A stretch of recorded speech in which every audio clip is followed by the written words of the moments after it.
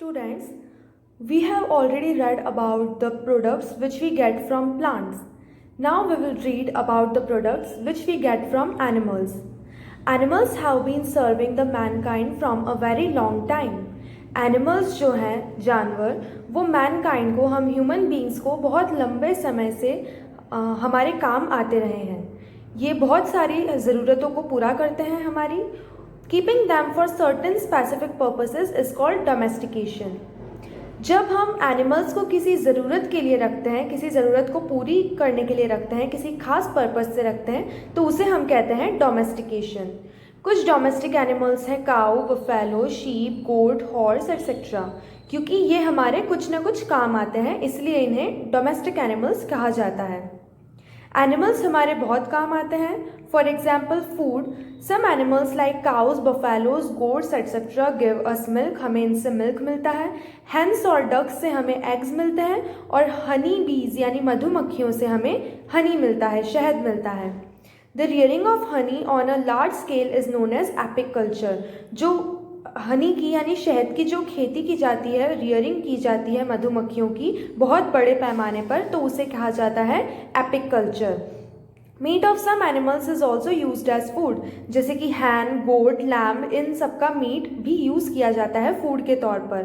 तो जब हम हैंस को, मुर्गियों को पालते हैं जो कि हमें मीट और एड प्रोवाइड करती है, जो कि लार्ज स्केल में होता है, तो उसे हम कहते हैं पोल्ट्री, मुर्गी पालन.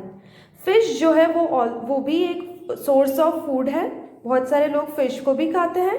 तो rearing and management of fish on a large scale is known as pisciculture. जब हम फिशेस को रियर करते हैं और उनका मैनेजमेंट करते हैं लार्ज स्केल पर, बड़े पैमाने पर, तो उसे कहा जाता है पिसिकल्चर. तो एपिकल्चर मतलब मधुमक्खियों का पालन, पोल्ट्री मतलब मुर्गियों का पालन, और पिसिकल्चर मतलब फिशेस का पालन. Clothes. Products other than food that can be obtained from animals are. खाने के अलावा हमें और भी चीज़ें जानवरों से मिलती है. जैसे कि हमें शीप यानी भेड़ से वूल मिलता है, ऊन मिलता है, जिससे कि कपड़े बनाए जाते हैं. फर मिलते हैं जिनसे कोट भी बनाए जाते हैं, कपड़े भी बनाए जाते हैं. सिल्क वर्म जो एक कीड़ा होता है, उससे हमें सिल्क यानी रेशम मिलता है, उससे भी कपड़े बनाए जाते हैं. The rearing and management of silk worms is known as sericulture. तो सिल्क वर्म को भी पाला जाता है. तो सिल्क वर्म को जब लार्ज स्केल पर रियर किया जाता है, पाला जाता है, तो उसे कहा जाता है सेरिकल्चर. ओके. लेदर यानी कि चमड़ा. लेदर भी हमें बहुत सारे एनिमल्स की स्किन से प्राप्त होता है. It is used in the manufacture of shoes. इस लेदर से बहुत सारी चीज़ें बनती है, जैसे कि शूज़, सूटकेस, बैग्स. जैसे कि आपका बेल्ट हो गया, वो भी लेदर का बनता है, या फिर ग्लव्स हो गए. तो बहुत सारी चीज़ें लेदर से बनती है. जैकेट्स भी बनते हैं. पर्ल्स यानी कि मोती.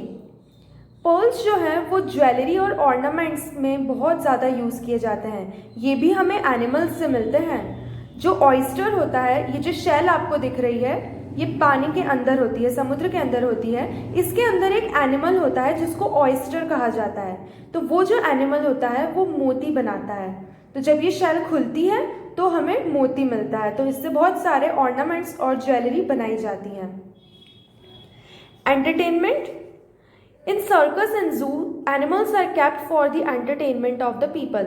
सर्कस में या फिर जू में, चिड़ियाघर में एनिमल्स को रखा जाता है ताकि लोगों का एंटरटेनमेंट हो सके, which is not a very good thing. लेकिन एनिमल्स हमारे एंटरटेनमेंट का भी सोर्स होते हैं.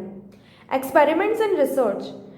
Rat, rabbit, monkey, pig etcetera जो एनिमल्स होते हैं उन्हें लैबोरेटरीज में रखा जाता है और साइंटिस्ट उन पर एक्सपेरिमेंट करते हैं और रिसर्च करते हैं. Biogas. Excretory waste of domestic animals. जो डोमेस्टिक एनिमल्स होते हैं उनका जो एक्सक्रीटरी वेस्ट होता है, जैसे कि गाय भैंस का गोबर हो गया एक्सेट्रा, उससे हमें बायोगैस बनाने में हेल्प मिलती है. और ये जो बायोगैस है ये कुकिंग में या फिर लाइटिंग में, बिजली पैदा करने में यूज़ की जाती है. Micro organism. माइक्रो ऑर्गेनिज्म ऐसे ऑर्गेनिजम्स होते हैं जो बहुत छोटे होते हैं. माइक्रो मतलब बहुत छोटे, जो हमें माइक्रोस्कोप की हेल्प से ही दिखाई देते हैं. हम उन्हें ऐसे ही नहीं देख सकते. तो protozoa, algae, fungi and bacteria ये कुछ माइक्रो ऑर्गेनिजम्स हैं जो हमारी बहुत ज़्यादा हेल्प करते हैं अलग अलग चीज़ों में। कौन कौन सी चीज़ों में?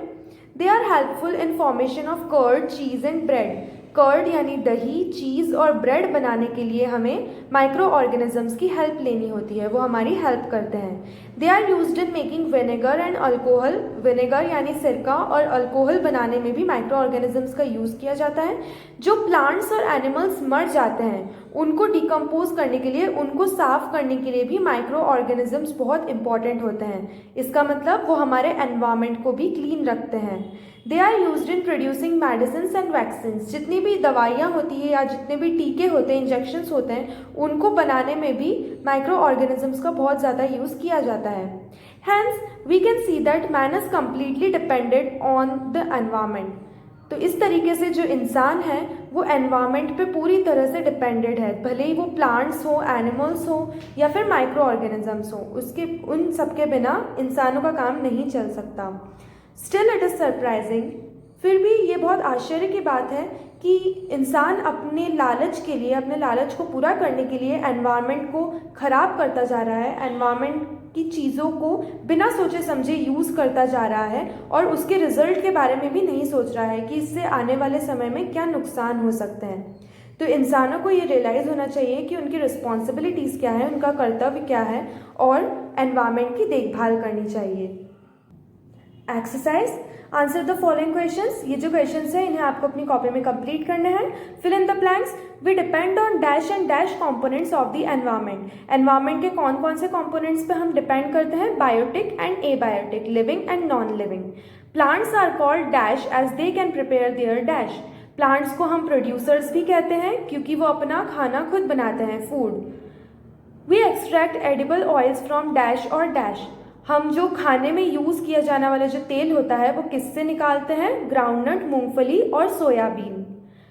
Fibre plants are, fibre plants कौन कौन से होते हैं? Cotton and jute. Wood which is used in making furniture is also called. Furniture etcetera बनाने में जो लकड़ी यूज़ की जाती है, वुड यूज़ की जाती है, उसे हम क्या कहते हैं? Timber. Quinine is obtained from dash. Quinine जो कि मेडिसिन बनाने में बहुत यूजफुल होता है वो हमें किससे मिलता है? सिंकोना ट्री से। Silk is obtained from dash. Silk हमें किससे मिलता है? सिल्क वॉर्म से। We get dash from oysters. Oysters से हमें क्या मिलता है? पर्ल्स, मोती। यहाँ पर एक एक्टिविटी दे के रखी है।